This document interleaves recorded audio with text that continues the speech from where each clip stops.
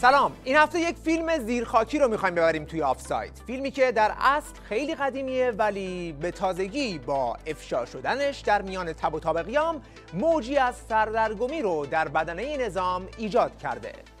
آقایانی که با رهبری جناب آقای خامنه‌ای تا رفراندوم، البته این موقت دائمی نیست، تا اون موقع موافق هستند قیام بفرمایید. چرا مقید؟ بشمارید. موقت گفتم داره. در این جلسه خبرگان که بعد از مرگ خمینی سری و سیر تشکیل میشه، برای تعیین جایگزین خمینی روی چند موضوع تصمیم گیری میکنند. اول استعفای منتظری از جانشینی خمینی رو تصویب میکنند، بعد تصمیم میگیرند که شرط مرجعیت رو از شروط ولایت فقیه حذف کنند، چون همه میدونستن که خامنه‌ای اون زمان مرجع نبود، نه برای داخل کشور نه خارج کشور. بعد تصمیم گرفتن که به جای خمینی یک فرد باشه و نه یک شورای رهبری، و در آخر هم روی اینکه اون فرد باید خامنه‌ای باشه رأی گیری میکنند. حالا فیلم این جلسه چیز جدیدی نیست، ولی اون چه که جدیده قسمت‌هایی از بحث‌های این جلسه است که تا به حال مخفی نگه داشته شده بود و الان با درس کردن فیلم کامل این جلسه جنجال به پا کرده. از جمله اون چه که توجهات رو جلب کرده تأکیدات رفسنجانی روی موقتی بودن این تصمیم تا رفراندومه. خب این سوال رو ایجاد کرد که این خامنه‌ای اگر موقتی بود چرا هنوز سر کاره و اگر دائمی شد کی و کجا دائمی شد؟ حالا از اون روز رسانه‌های حکومتی بسیج شدند تا هر طور شده این گاف تاریخی رو جمع و جور کنند و حتی قسمت‌های بیشتری از اون جلسه رو پخش کردند که حقایق جالبی رو افشا میکنه. بالاخره رهبر انقلاب اسلامی انتخاب شد. اینکه این رویه چطور پیش رفت، چه شروطی بحث شد، بحث شرط مرجعیت، بحث عزل قائم مقام رهبری، بحث شورایی یا فردی بودن رهبر و رسیدن به مصداق رهبری انقلاب اسلامی، یعنی شخص سید علی حسینی خامنه‌ای به عنوان رهبر انقلاب اسلامی، جزو مباحثی است که کمتر بهش پرداخته شده. منتها برنامه جهان آرا به بهانه انتشار یک ویدئوی خاص در فضای مجازی این تصمیم رو گرفت که امشب این موضوع رو به بحث بگذاره. یکی از چیزهایی که با رو شدن فیلم کامل این جلسه آشکار شده پوشالی بودن خامنه‌ای که در اون زمان در قد و قواره‌ای نبود که بتونه جای خمینی بشینه و حتی در بین همون آخوندهای خبرگان هم از مقبولیت کافی برای کرسی ولایت برخوردار نبوده. اینجاست که نقش کارگردان اصلی این جلسه یعنی رفسنجانی برجسته میشه که در کرسی نایب رئیس جلسه نشسته و با تاکتیک‌های مختلف تصمیم نهایی خودش رو از این جلسه بیرون میکشه. یکی از تاکتیک‌های رفسنجانی برای قانع کردن آخوندهای خبرگان همین تأکید مستمر روی اینه که این یک تصمیم موقت، زیاد سخت نگیرید، الان رأی بدید، بعداً میشینیم روش بحث میکنیم. قاعدتاً هم کار موقته، یعنی ما الان رهبری نهایی رو نمیخوایم تعیین بکنیم. امیدواریم در ظرف یکی دو ماه آینده تکلیف نهایی معلوم بشه. ما برای این دو سه ماه حالا تا رفراندوم، تا نتیجه رفراندوم باید این رهبری موقت رو در نظر بگیریم. یکی دیگه از شگردهای رفسنجانی ترسوندن آخوندهای دیگه از اینه که اگر الان سریع تصمیم نگیریم خطر سرنگونی در پیشه، چون وقتی که این جلسه برگزار می شده هنوز خبر مرگ خمینی رو علنی نکرده بودند و قرار بوده که اول جایگزین خمینی رو تعیین کنند، بعد خبر مرگش رو به همگان بدن. خود رفسنجانی بعداً توی خاطراتش نوشته که اشاره به آماده باش نیروها توی مرزها در اینکه این تصمیم سریع گرفته بشه خیلی موثر بوده. حالا اینکه منظورش از مرز کدوم دشمن نظامی که اون ور مرز آماده بود دیگه الان واردش نمیشیم. و آقایون هم حتما توجه دارن که وضع کشور به گونه‌ای نیست که ما با گونه‌گو این چیزها رو درست کنیم و این کار رو تأخیر بندازیم. ما الان به نیروهای مسلحمون آماده باش دادیم و تو مرز آمادگی کامل پیدا کردیم. در داخل باید مواظب باشیم. اگر این یکی هم معوق بمونه و سوال پیش بیاد، نظام زیر سوال بره، مشروعیت تصرف ها زیر سوال بره، ممکنه از بنیان نظام سست بشه.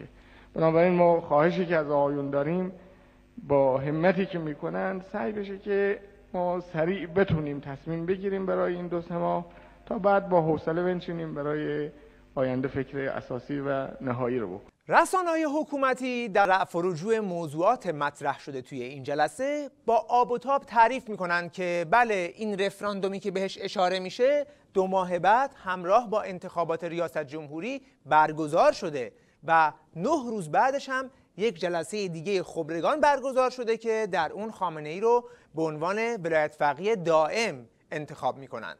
اما اون چه که رسانه‌های حکومتی بهش اصلاً اشاره نمی‌کنند اینه که چرا 26 سال این قسمت از تاریخ نظام رو مخفی کرده بودند.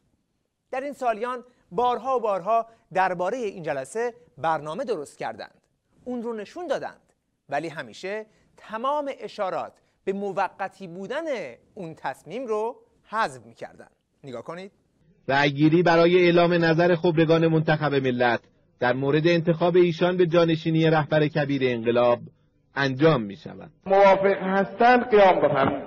بشمارید. این که با چی موافق هستن اینجا گفته نمیشه. حالا ما رأی میگیریم دیگه بحث هم نمی کنیم. بیستید بشماریم، این عدد باید روشن. تو این نسخه هم دیگه بالکل سوال رفسنجانی رو حذف کردن و فقط میگه بشماریم. تا به حال روایت حکومتی این بوده که توی اون جلسه همه گفتن خامنه‌ای، بعد اونم یکم این پا اون پا کرده و النهایه دیگه تصویب شده.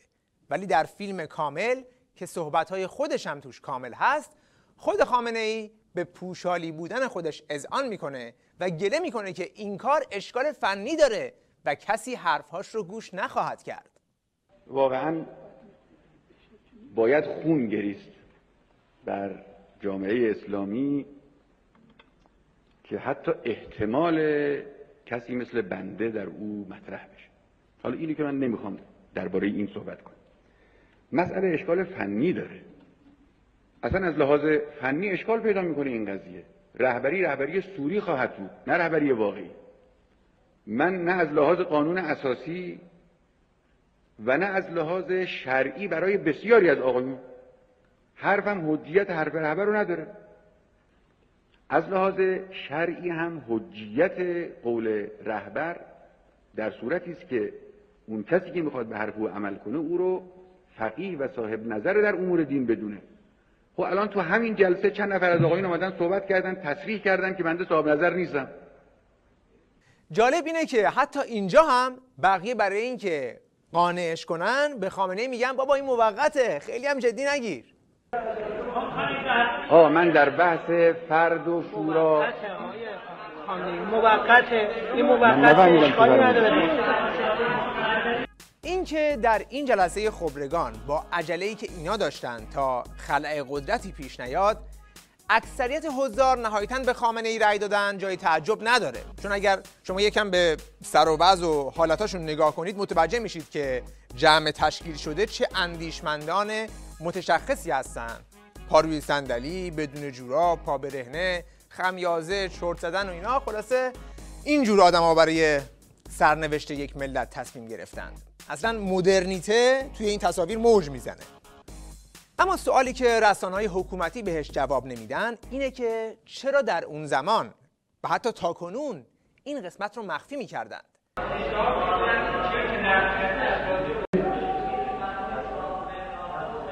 نه تو خبر نمیگیم که میگن تا رفراندوم منعکس نشه.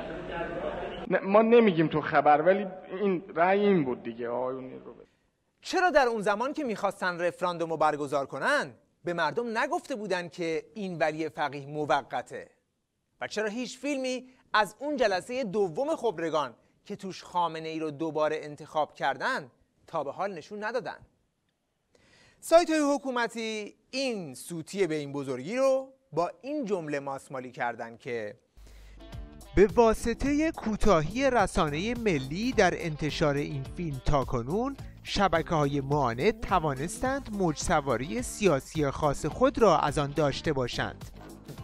یعنی رسانه ملی تا به حال نمیدونست که این فیلم توی آرشیوش هست؟ حتی کارگردان اصلی این صحنه که رفسنجانی باشم توی خاطراتش نه تنها به موضوع موقتی بودن خامنه‌ای اشاره‌ای نمی‌کنه، بلکه برعکس میگه این یک توطئه است که بیشتر نشون میده چرا این موضوع رو علنی نکرده بودند. رفسنجانی در خاطراتش از اون روز نوشته: آقای معادیخواه آمد و از وجود عناصری گفت که با رهبری آقای خامنه‌ای مخالفت میکنند و بنا دارند که آن را موقت معرفی کنند تا در این فرصت با تماس با اعضای مجلس خبرگان شاید بتوانند بعد کاری بکنند. یعنی خودشون به پوشالی بودن ولی فقیه یک شبه به خوبی اشراف داشتند و میترسیدند که اگر این موضوع رو علنی کنند مخالفت‌ها با خامنه‌ای بیشتر دامن زده بشه و جنبه قانونی هم پیدا کنه. البته ناگفته نمونه که حتی همون کسانی هم که اون روز به خامنه‌ای رأی دادن بعداً خودشون هم پشیمون شدند، از جمله آذری قمی.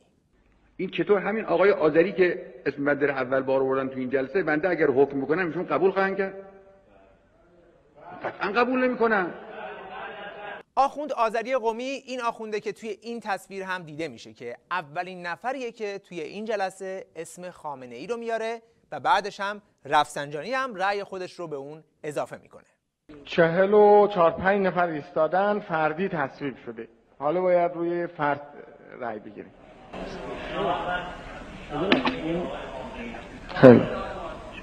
خیلی ما هم پیشنهاد اون آقای خامنه‌ای. اما همین آذری قمی بعدها به خاطر مخالفت با خامنه‌ای در سال 76 در حصر خانگی رفت و تا آخر عمر هم توی حصر خانگی بود و در یک مصاحبه هم تاکید کرد از بابت اشتباه خود و به اشتباه انداختن دیگر خبرگان در مورد اجتهاد خامنه‌ای از خدا و ملت ایران پوزش می‌طلبم. نفر دیگه خود رفسنجانی بود که تمام اعتبارش رو توی این جلسه برای خامنه‌ای گذاشت، ولی سال 92 برای انتخابات ریاست جمهوری خامنه‌ای حتی صلاحیتش رو تایید نکرد. بنابراین میشه نتیجه گرفت که ولی فقیه یک شبه نظام که الان بنا به گفته خودش لقب رهبر موقت هم گرفته، از همون ابتدا حتی بر اساس قانون جمهوری اسلامی هم هیچ اعتباری نداشته. تا جایی هم که به مردم برمیگرده، طی این سالیان بارها و بارها، چه در سال 88 و چه در قیام دیماه 96، پاسخشون رو در شعارهای مرگ بر خامنه‌ای یا سید علی حیا کن مملکت رو رها کن دادن.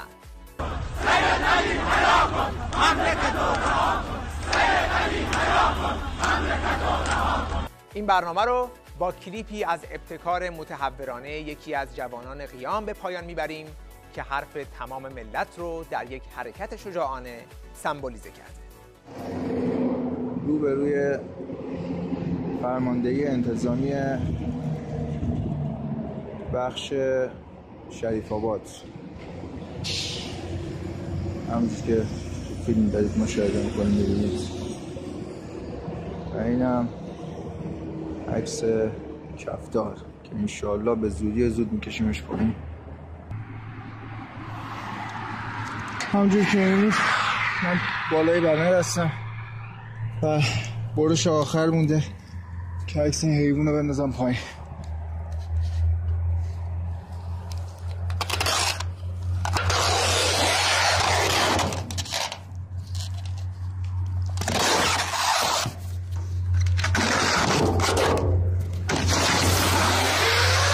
اینم بنر کفتار کار کردنش. امیدوارم که راضی باشید.